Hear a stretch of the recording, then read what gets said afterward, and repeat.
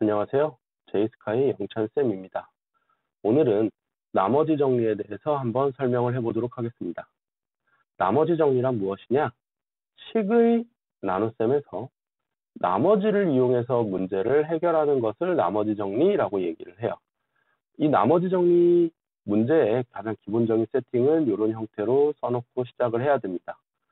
여기에서 이 fx라고 하는 것은 문제 속에서 주어질 수도 있고요. 주어지지 않을 수도 있어요.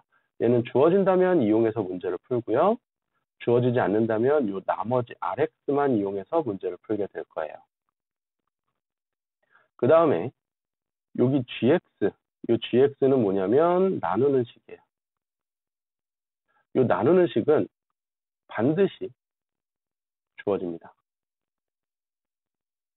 얘가 주어지지 않으면 문제를 풀 수가 없어요. 그래서 얘를 이용해서 문제를 풀 거기 때문에 반드시 주어지고요. 얘는 이제 뭐냐면 몫이죠. 몫은요, 몰라요. 알 수 없습니다. 얘는 알려고 하지 마세요. 얘는 알 수가 없는 식이라고 생각하고 문제를 접근하면 됩니다.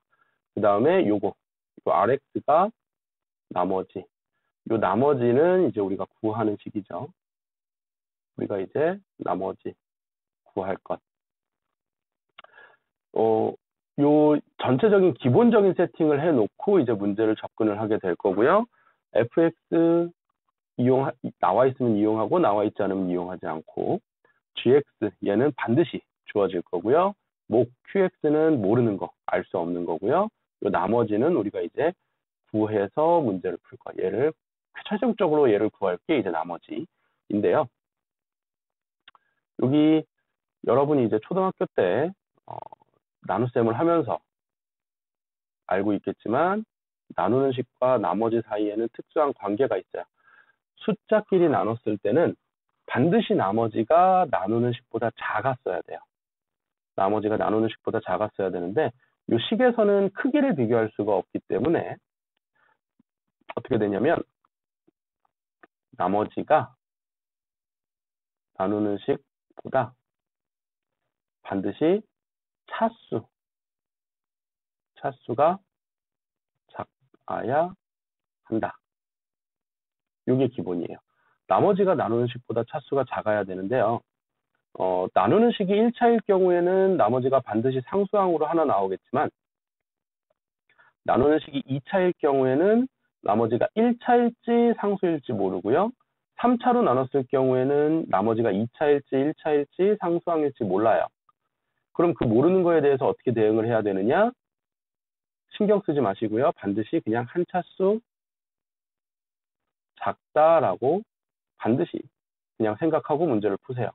차수가 하나 작다라고 문제를 풀고 나머지를 잡아 넣은 뒤에 그 뒤에 나머지에서 문자들이 지워지면 이제 차수가 변형이 될 거예요.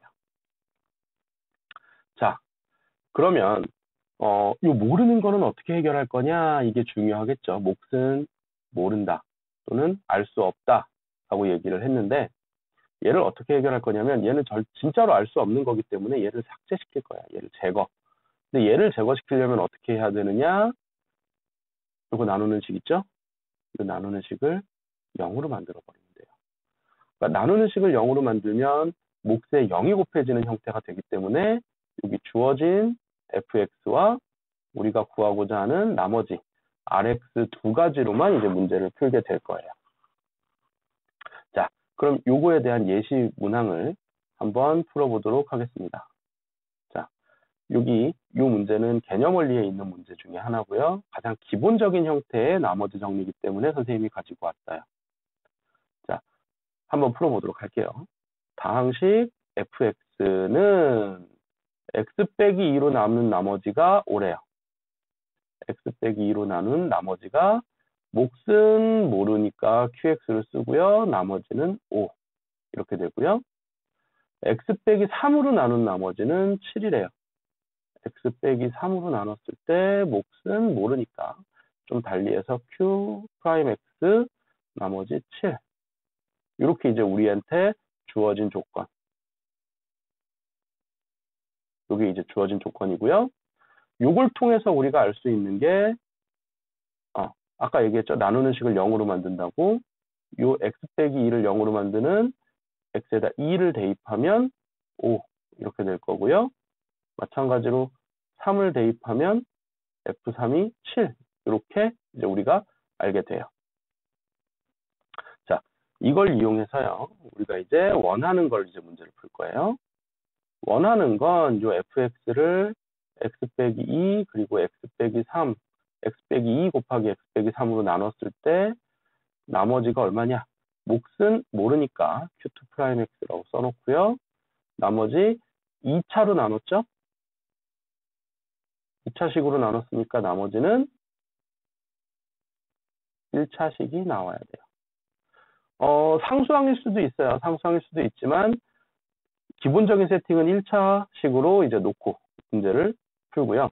만약에 상수항이 된다고 하면 요 A, 요 앞에 있는 요 개수 A가 0이 될 거예요. 그러면 이제 상수항만 남겠죠? 일단은 문제를 한번 풀어봅시다. 여기에다가 이제 주어진 조건, 요 주어진 조건을 이제 대입을 할 거예요. 2차식을 0으로 만드는 x값 2랑 3을 대입하면서 이제 문제를 풀 건데요. f2는 2 빼기 2 빼기 3 q2'x 더하기 2a 더하기 b 이런 식으로 될 거고요. 3을 대입한 건 그냥 계산을 할게요. 3 빼기 2, 3 빼기 3, q2', 잠시만요. 미안해요. 요거. x 아니고, x 자리에 2 들어갔었고, 여기 3 들어갔죠? 그 다음에 얘는 3a 더하기 b. 이렇게 되는데요. f3이. 요 조건에 의하면 f2가 5였기 때문에 요 2a 더하기 b가 5라는 형태가 되고요. f3이 7이었기 때문에 3a 더하기 b는 7 이렇게 됩니다.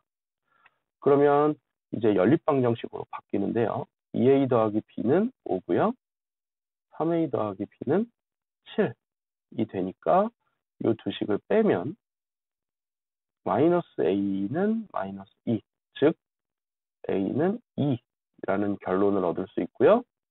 요 a는 2를 대입을 하면 4 더하기 b는 5이기 때문에 b는 1 이렇게 우리가 구할 수 있어요.